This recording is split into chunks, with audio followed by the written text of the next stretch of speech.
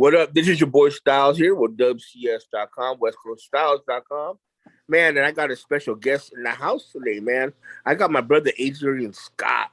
Let me tell you something. Adrian Scott has been a very important here in LA, in California, from as far as radio goes, as far as concert promotions go. But he's a man here, you know. He's put on some very, very, very big shows, and so I'm honored to have him here, on our platform. Adrian, thank you for joining us, man. I know you're a busy man. Thank you for taking the time to be a part of this special broadcast. Nah, man, I thank you for having me. And, I've known your work for a while. We've known each other for a while. So, and normally I'm not on this side of the interview process. But yeah, so yeah. How's everything, bro? Good, man. Good. I really want to get your story. It's a story that I want to share to people. I think more people need to know about you and know about your story and know, of your accomplishments and what you've got going on and coming up. Because I know you got some special shows in line for us. So let's start from the very, very, very, very beginning. Okay. How did you get involved in this? In first of all, in the business, like as far as DJing and radio and all that. Yeah, I mean, as you know, for those who know my story, is that you can pause this for a second, right? Yeah, go ahead. Just pause your thing for a second. Hold on, it's a crush groove matter. So listen, if you want to hear it, this is part of the business I gotta go through. All right, so here we record. Yeah, we're good. All right, so I started out in the business because my older brother, Kid Jay, who's still a program director now, I grew up, idolizing my older brother. And I also had this competitive spirit in me that I want to be better than my brother because I loved everything that he did. So, so I learned how to DJ watching him. And then eventually he was already in the radio business and he had took a job in San Diego at Z90 and he brought me on. And I'm in high school, 17 years old. Wow. And I haven't left radio since. Well, there was a brief moment where I quit, but so that's how I got started in the radio business was through my brother. But I only want to be a mixer. My initial goal to be talent wasn't there at that point. I want to be, in addition to my brother, I want to be Kid Capri, right? Light-skinned guy, those were my role models. So then my brother's like, nah, man, I need you on the air. And then I was put on the air doing weekends and then I caught the bug of being on air. And you had no experience whatsoever. I mean, I didn't have radio experience and I definitely learned on the job, but I was such a natural at it that you really don't really need experience, and as I became a music director to a program director, is that, it's either you got it or you don't. You can teach somebody how to run the board. You can teach somebody how to say, hey, some of the in you outs, but talent is talent. And you have to have a gift. You have to be charismatic in a sense.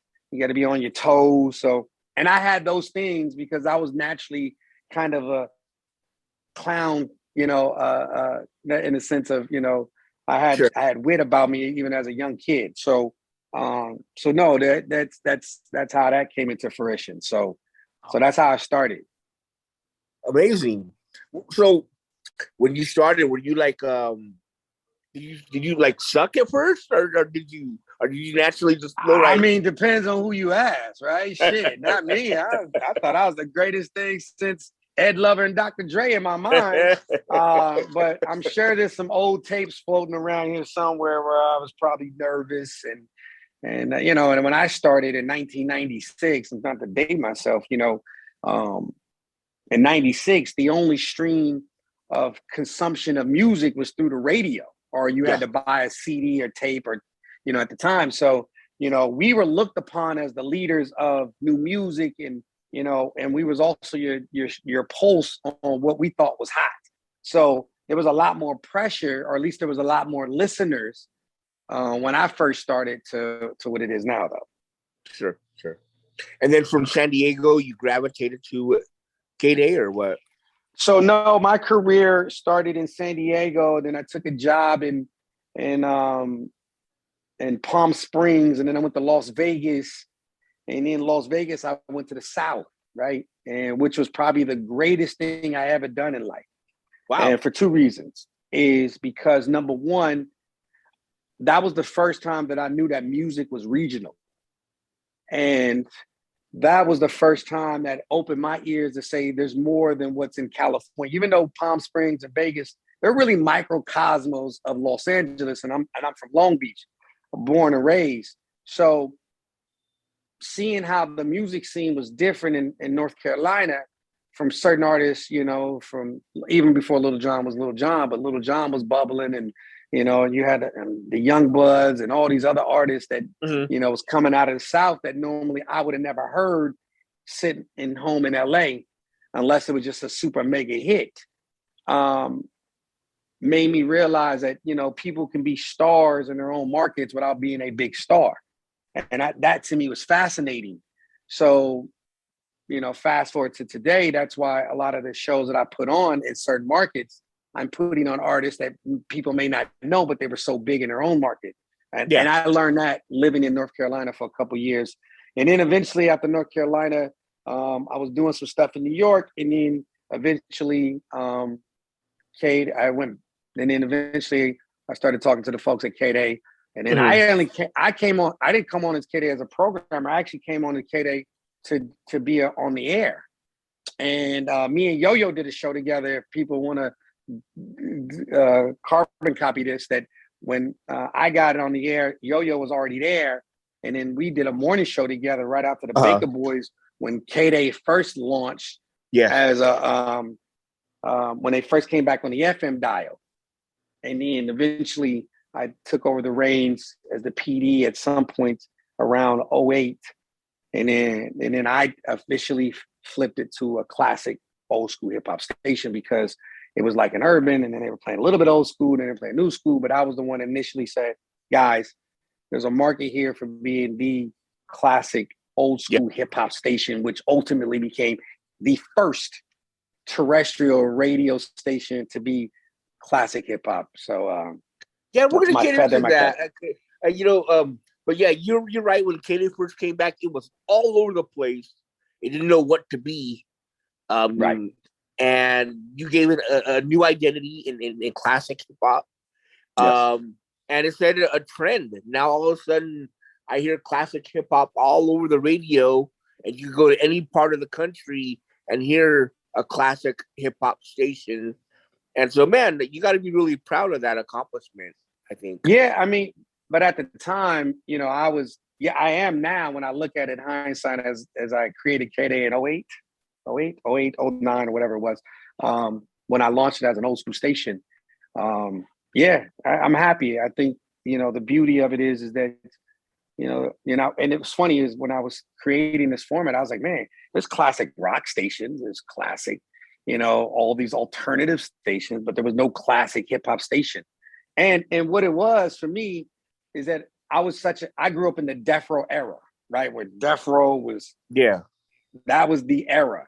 And I was such a big fan because Snoopy's from Long Beach, I'm from Long Beach, and just hearing records with street signs that that to me, and I said, man, what happened to that music?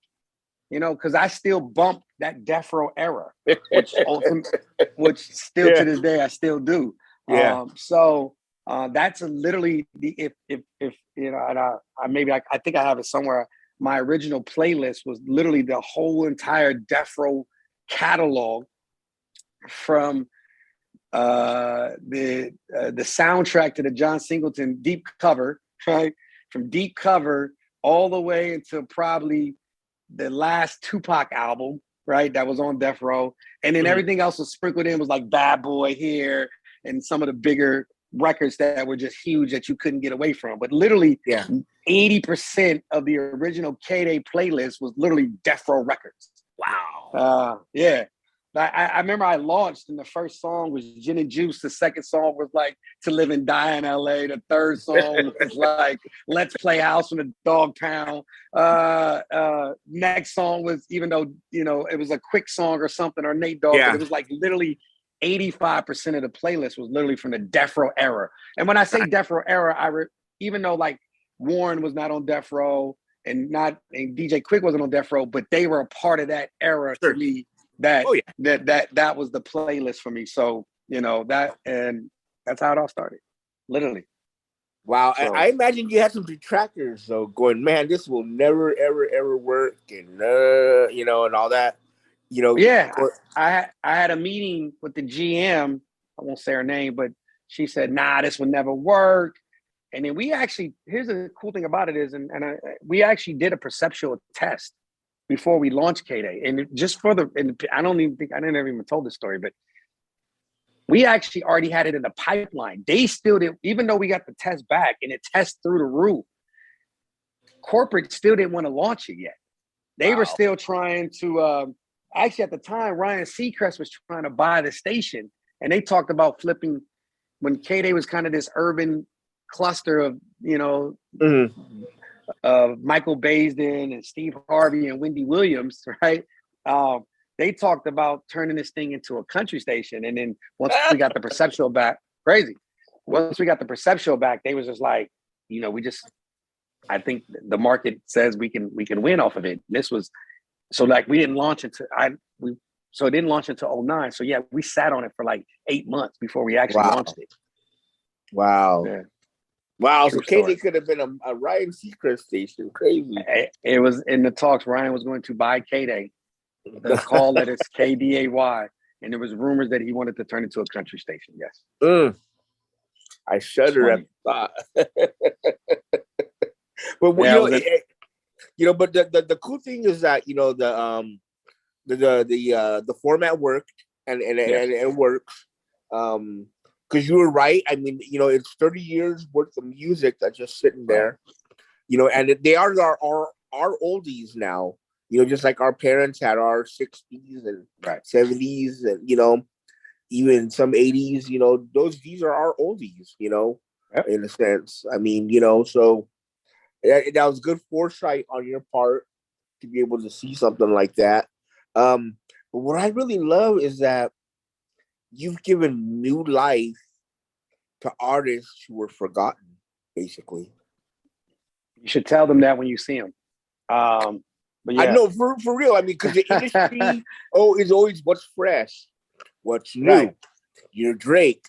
You're this now. You know what I mean? But they don't remember you from 2 decades ago, but now this station is giving them new life, giving their music new life, new streaming, new, I mean, and then we'll get into the concerts, which even goes further, but just from the radio aspect, man, new life they should be sending you roses, I think. And kudos to the people that I still contact with, but once again, good music is good music, man. And, we just have to understand that music can live forever. And that's kind of what has happened. And so I'm a fan of the music. I'm a fan of the artists. And I was put in a position to highlight that. And I took advantage of it. So, I'm always going to be a fan first. So, and I'm doing my part. And that was a small portion of my part. So, I'm happy. I'm happy for all the stations. I'm happy for all the artists who are seeing a new light and being exposed, to even a younger generation, because now this music is in movies and films and and that's. I heard JJ Fad on a commercial the other day, and I'm like. I mean, look at the Geico commercials. Scoop, there it is. I mean, and if you watch any Sandra Bullock movie, she's always pulling out hip hop songs, from Little John to all that. So, all that good stuff. So I'm happy for it. Absolutely. That's dope. So you left the Blueprint, radio followed it, but then you decided it was time to move on to something new.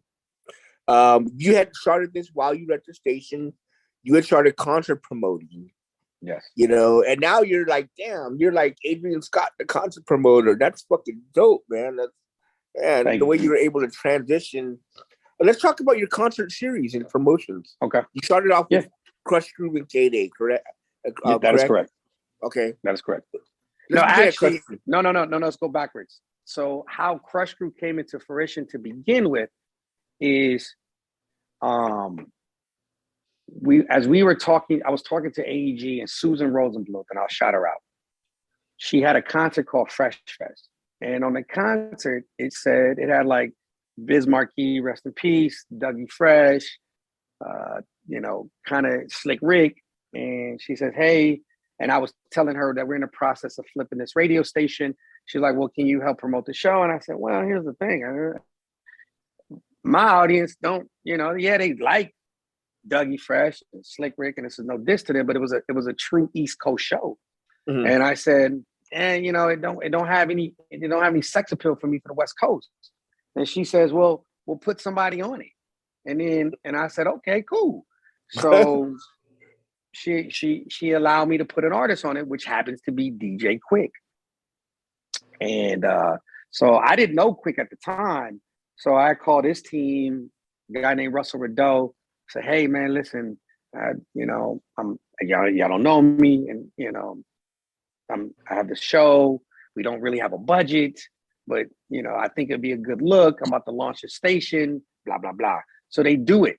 Quick does it for me. Or does it for the station, does it for me. Boom. We add Quick to the lineup. Tickets are starting to sell.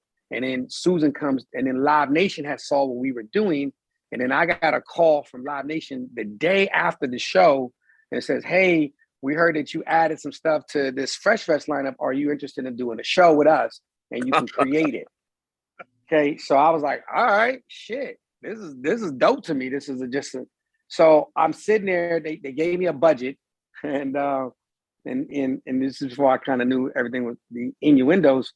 Yeah. And I was trying to come up with a name, but in my mind, I had to visualize in my mind what I wanted the poster to look. I wanted the poster to look like the Boys in the Hood poster. You had this lowrider and you have palm trees, right? Yeah. Yeah. So I have the original artwork. So the original artwork was that, and I wanted to call it Boys in the Hood. And then I remember a salesperson was like, well, I can't sell Boys in the Hood, right?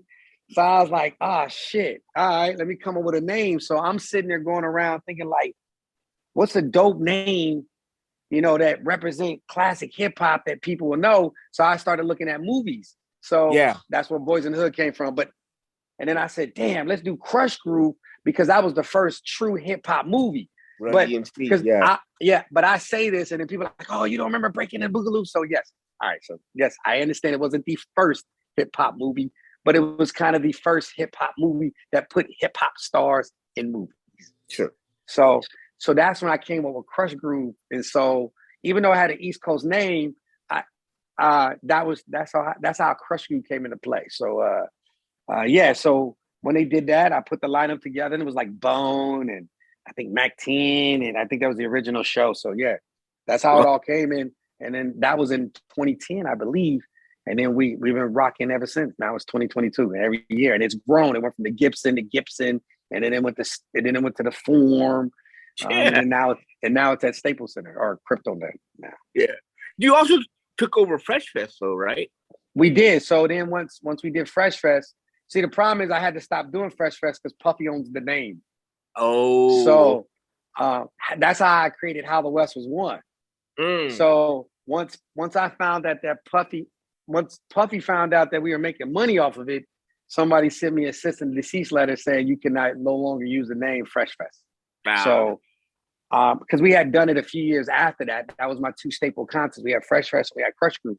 Yeah. And then once I got that note from Puffy's lawyers that we stopped using Fresh Fest.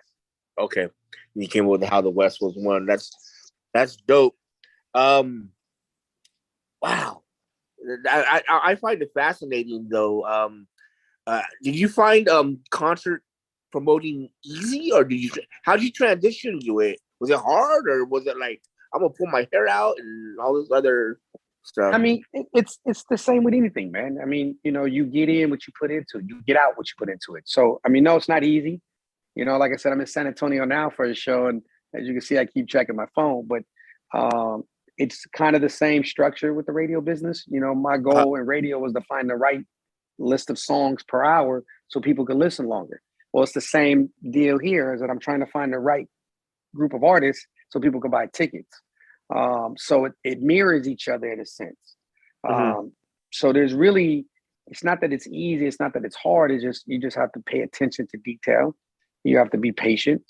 You have to have thick skin, and you have to roll with punches. That's really the radio business. So it's, like I said, it's almost a mirror effect. One represents the other, absolutely.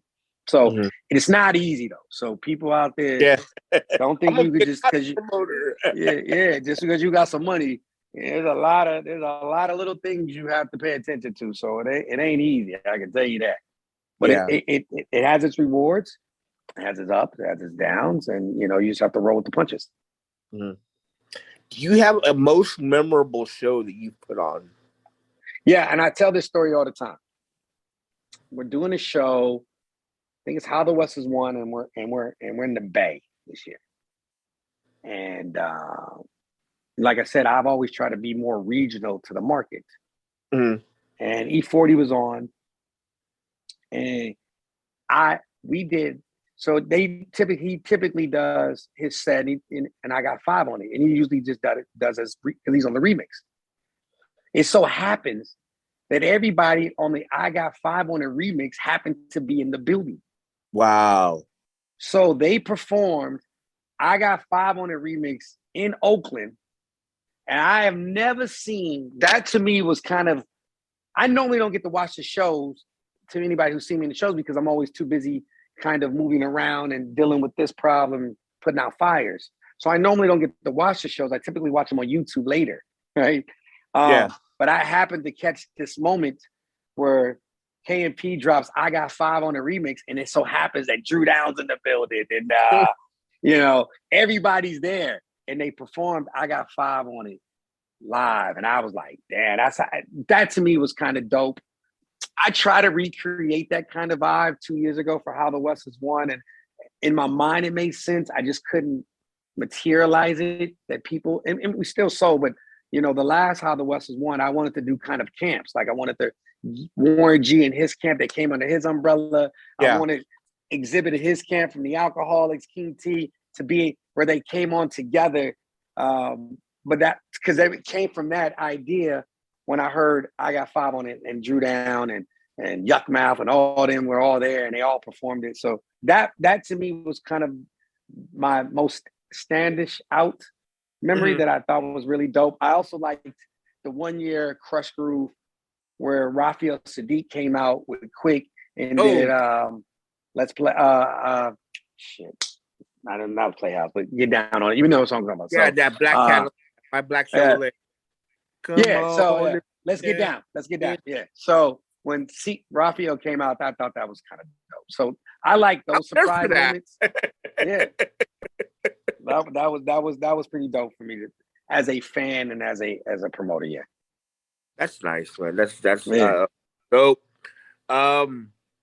Man, what are you going on now? Is this like how many shows have how many Crush Crews and are you going on now?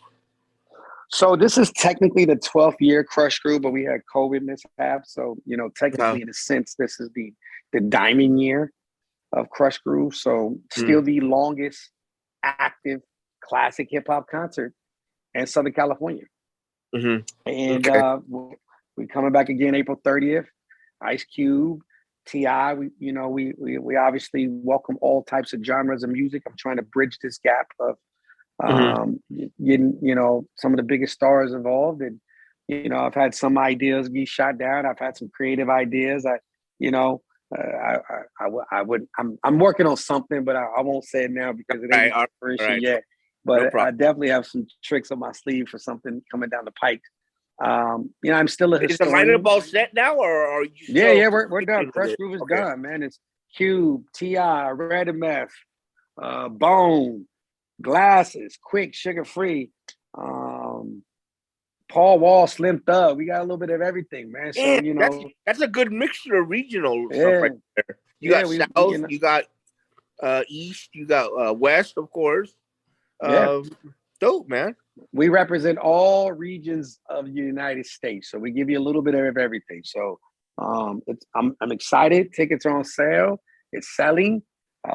So we'll have a packed house, but you might want to don't have FOMO. Don't hear about it. Be about it. So anybody get this interview, please go get your tickets. It's on KDAY. My family's still at KDAY, even though I don't work for KDAY no more. But we're all tight. We're all brotherhood, and I look forward to continue my relationship with KDAY.